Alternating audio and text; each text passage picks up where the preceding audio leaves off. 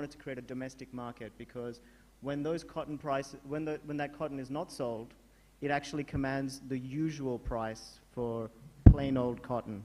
So we wanted to actually create a domestic market with a higher domestic price for those that went organic. My problem was, while I cared, and I added a lot of significant cost to try and get this up, only a small part of my customers actually care that it's organic. Now, what's interesting about this is this product is doing very well. So these are T-shirts and so forth, and people are buying them. But what we're finding is none of them are buying it because it's fair and ethical. So there's a question about why would I go through the additional cost when on the revenue side it doesn't actually pay off. The second business I got into was taking over a tea estate, which was run very badly, and what we did was, it's a very beautiful place, but what we did was we turned it fully organic. It's a significant investment, and as a result now we have the strongest certification for organic. And yet when the tea leaves my property, it is not sold as organic tea. Very simply, the only factory that can process my tea in an organic fashion is too far away. The transaction costs do not add up, and so I actually sell what is very highly certified organic tea at normal prices. And that is a big issue for me. So how do you get ethical products to market and avoid these high transaction costs? The third business, which we in fact launched 2 months ago, was about helping the tourist trade, helping those people that are actually doing homestays and independent accommodations to market themselves over the 5-star hotels like the ones you're staying in today. Because from an environmental and social perspective, accommodations that are based within the community have huge impact. And you know, there are estimates that tourism is almost 10% of the GDP. So we created a website that markets these products, and the idea of the website was that you could actually book a fort in Rajasthan or a fisherman's village on the beach. And these are the kind of accommodations that we have, as opposed to mainstream hotels and large chains, which do not leave much of that money in the local community. Now, the problem here is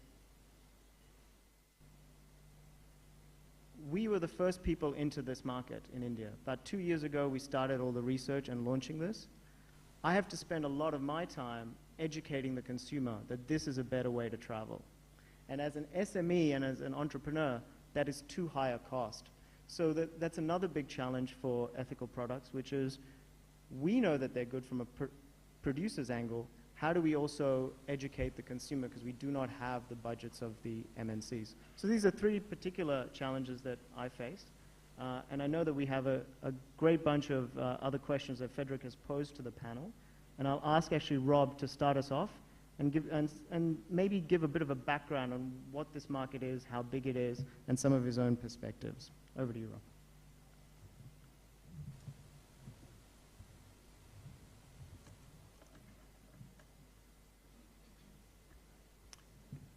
Good afternoon, and thanks for coming to this session. I'd like to start with 3 propositions. The first proposition that I'd like to put to you is that trade and human civilization have always been inextricably linked. That the progress of human civilization has in large part, in fact, depended upon trade.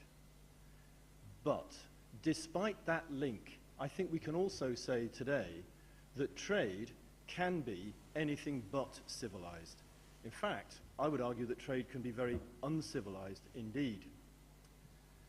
Yesterday, we heard several examples of the Ivory Coast cocoa industry used to exemplify certain points during presentations. I can also tell you that yesterday, in New York stock exchanges, hundreds of thousands of dollars were made trading in cocoa. Also yesterday, as the mid-crop came to an end in Ivory Coast, it's fair to say that there are producers that got far less for their product because the pisteur arrived with a lorry on that day with that wad of money. And that producer had to sell because he did not know when that lorry was going to come back. And that money would not have been enough for him to invest in his farm. So that says to me, that's the lead-in, I think, to my second proposition. Yesterday we heard, quite rightly I think, that volume is an issue, but so too is value. And the driver yesterday was look for value more than volume. I'd like to add a third V, values. Volume and value is fine, but it should be underpinned by common values, because it's values that drive everything that we as humans do. And it's time for us to remember that, I think, in forums where we bring together trade makers and policy makers, that values is an important part, should be an important part of how we conduct business.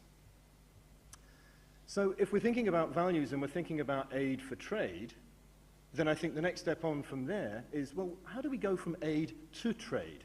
And that's the third proposition, which is the fair trade proposition. Why don't we pay a stable, fair price for commodities and add a bit more for development that the market can support, that the market can fund, so we channel money from the consumer end back down to the producer end in order to support producers in developing world communities so that they can invest in their communities and in their businesses, many of which are small businesses. So that's the basic fair trade proposition.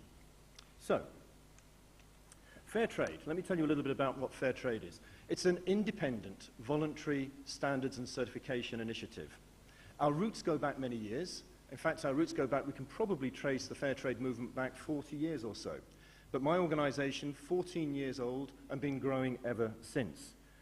Now, crucially, in Flow Fair Trade, the producers are co-owners of the system. I report to a board that has producers from South America, from Africa, and from India on the board that I report to. And that, I think, is really important because it really is a partnership. It's a collaboration. Now, the principal focus of fair trade is agricultural products. I've mentioned the SMEs. And there you can see the vision, a world in which all producers can enjoy secure and sustainable livelihoods, and the goal in which we focus on making trade fair, sustainable livelihoods, and empowerment for business development. Now, I've mentioned also the basic premise of fair trade. So the way that it works is that once a producer is fair trade certified, they benefit, when they sell on fair trade terms, from access to a market and the opportunity to sell at a basic minimum price and secure that fair trade premium, that little bit extra that makes the difference to them, that they can invest in their farms and in their communities. Another aspect of fair trade that's really important, I think, is that it's not just access to market, it's also access to other services, be it financial services.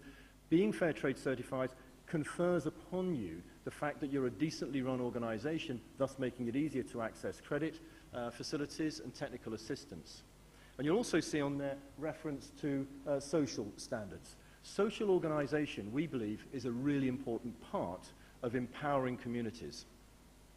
Now, the key products of fair trade: cocoa, cotton, tea, coffee, sugar, bananas. Basic agricultural products. There are many, many other products as well, but those are the big six. These are the countries of origin.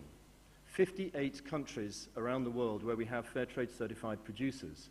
Now, that's a big footprint in geographical terms, but to be honest, at this stage, our impact on global trade, we are the flea on the elephant. Now, we'd like to be a very much bigger flea and an even more irritating flea in some instances, but we're the flea on the elephant. You'll also see on that slide that we have an operation in China. We have 7 pilot projects going in China at the moment, and we hope very much that we'll be able to extend those pilots in due course. So, what are the impacts? Something like 7.5 million producers and their dependents are in fair trade. We have over $50 million of premium, euros of premium flowing back to the south. That's on the producer side. On the market side, we sell these products in 25 countries in the developed world, and increasingly now are selling these products in the south. So south-to-south trade is an increasing part of our agenda. But fair trade isn't just about the producer, it's also about empowering consumers. And those 25 countries in which we sell fair trade products, there are many social activist groups, other NGOs that come together. And indeed now we have what we call the Fair Trade Towns movement, where over 800 communities have declared themselves supporters of fair trade and use public procurement policies to support